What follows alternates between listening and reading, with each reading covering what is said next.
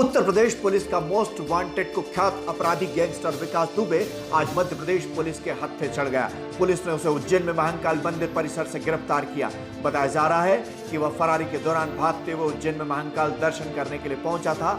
इसी दौरान पुलिस को सूचना मिली कि विकास दुबे जैसा व्यक्ति मंदिर परिसर में है और दर्शन करने पहुंचा था। उसी दौरान मंदिर से बाहर निकलते समय पुलिस ने 5 लाख के इनामी गैंगस्टर विकास दुबे को दबोच लिया। विकास कल बुधवार को फरीदाबाद में देखा गया था। उत्तर प्रदेश के कानपुर में बिकरू गांव में 2 जुलाई की रात को विकास दुबे ने उसे गिरफ्तार करने पहुंची पुलिस पर अपने साथियों के साथ घात लगाकर अंधाधुंध फायरिंग कर 8 पुलिस कर्मियों को मौत के घाट उतार दिया था। तभी से यूपी पुलिस की कई टीमें उसे खोजने में लगी हुई थी और चप्पे चप्पे पर उसकी तलाश की जा रही थी। इसी के साथ सीमावर्ती राज्यों में भी विकास दुबे की गिरफ्तारी को लेकर अलर्ट जारी कर दिया था और मध्य प्रदेश पुलिस भी अलर्ट पर थी। वहीं आज सुबह मध्य प्रदेश पुलिस ने विकास दुबे को उज्जैन के महाकाल मंदिर से गिरफ्तार किया। मध्य प्रदेश पुलिस ने उज्जैन पुलिस ने त्वरित कार्रवाई कर इस दुर्दांत अपराधी को गिरफ्तार किया है, हिरासत में लिया है। मैं मध्य प्रदेश पुलिस को इसके लिए बधाई देता हूं। हम उत्तर प्रदेश के निरंतर संपर्क में हैं। आगामी कार्रवाई के लिए इसको उत्तर प्रदेश पुलिस को सौंपा जाएगा और आज सवेरे से ही मैं उत्तर प्रदेश के माननीय मुख्यमंत्री योगी जी के संपर्क में हूं और दोनों राज्यों की पुलिस मिलकर कार्रवाई कर रही है। प्रसाद के लिए बैठा था कि प्रसाद वितरण करना है, तो वहाँ ये महाशय आए विकास दुबे जो बता रहे हैं, ये मेरे से पूछते हैं कि बैग कहाँ रखूँ, जूता स्टैंड पे रख सकता हूँ, तो मेरे इस पर रख दीजिए आपके रेक पे। तो ये वहाँ से बैग रख के चले गए अंदर। हमारे रोड शो के जो सिक्योरिटी गार्ड और सुपरवाइजर है ये उसको वॉच कर रहे थे। इनको लगा कि ये शायद विकास दुबे हो सकता है, वॉच कर रहे थे। जब दर्शन करके बाहर निकला तो इसको पूछताछ के लिए वहाँ बिठा लिया। फिर यहाँ विजय राठौर जी हैं अपने चौकी पे, इनको बुलाया, इन्होंने तो पूछताछ करी, तो वहाँ से भागने की कोशिश भी करी, फिर इसको वापस पकड़ के बिठाया। फिर इसको ऊपर रसीद वीआईपी रसीद थी, इसके बाद नाम वगैरह होगा ना, उसमें नाम नहीं क्या लिखा है? नहीं, नाम रसीद फाटते हैं 250। फिर क्या हुआ? इसको चौकी पे लाया, चौकी पूछताछ करी तो शायद वो इन्वेस्टिगेशन में बताया उसने कि मैं विकास दुबे हूँ, थाने लेगा उसको। आइए आपको बताते हैं कुख्यात अपराधी विकास दुबे के आपराधिक जीवन की 30 वर्षों पुरानी दास्तान। विकास दुबे बहुत कम उम्र में ही अपराध की दुनिया में कदम रख चुका था। वह उत्तर प्रदेश के कानपुर जिले के चोबीपुर थाना क्षेत्र के एक छोटे से गांव बिकरू का रहने वाला था और उसके अपराध की शुरुआत भी इसी गांव से होती है।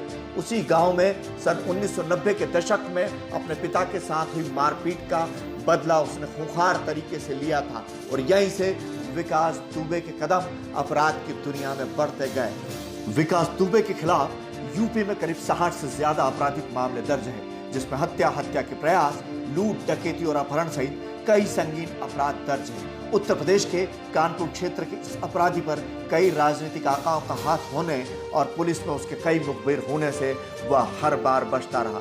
राजनीति का शौकीन विकास दुबे की भाजपा और बसपा से काफी नजदीकियां रही है और दोनों ही पार्टियों की तरफ से उसने राजनीति की है।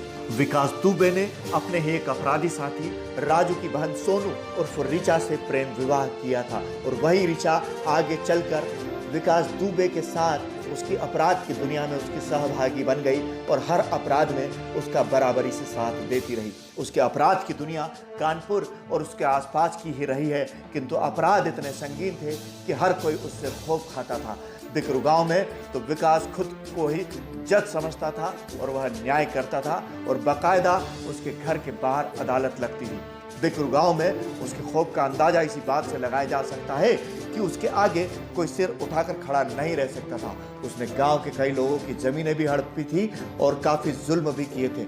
उससे खौफजदा होकर कई लोग गांव छोड़कर जाने को मजबूर हो गए थे। उसके पापी होने का सबसे बड़ा प्रमाण यह है कि उसने अपने ही गुरु जिन्होंने उसे पढ़ाया था, उन्हीं सिद्धेश्वर पांडे जो कि एक स्कूल के प्रिंसिपल थे, उनसे स्कूल के पास के प्लाट के विवाद के चलते उनकी हत्या कर दी थी और उसके बाद सन 2001 में उसने अपने जीवन का सबसे बड़ा जुर्म करते हुए शिवली थाने में घुसकर उस समय की उत्तर प्रदेश सरकार के तत्कालीन श्रम राज्य मंत्री संतोष शुक्ला की गोली मारकर हत्या कर दी थी। बावजूद इसके गवाहों के अभाव में वह उस हत्याकांड से बरी हो गया और उसके बाद उसके गुनाहों और अपराधों का सिलसिला बढ़ता गया।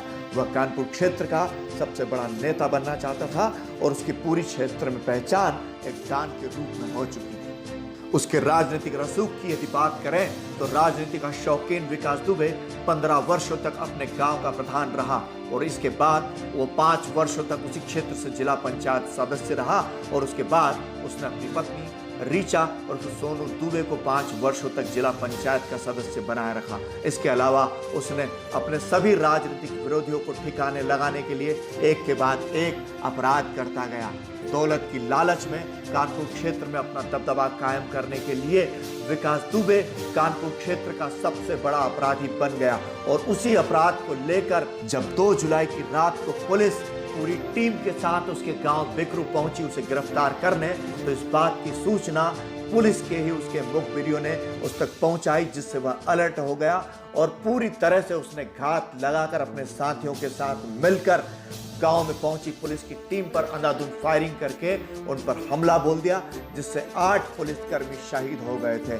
और इन्हीं पुलिसकर्मियों की शहादत का हिसाब लेने के लिए यूपी पुलिस पिछले 7 दिनों से विकास दुबे को तलाश रही थी, जबकि आज उसकी गिरफ्तारी मध्य प्रदेश के उज्जैन में हुई।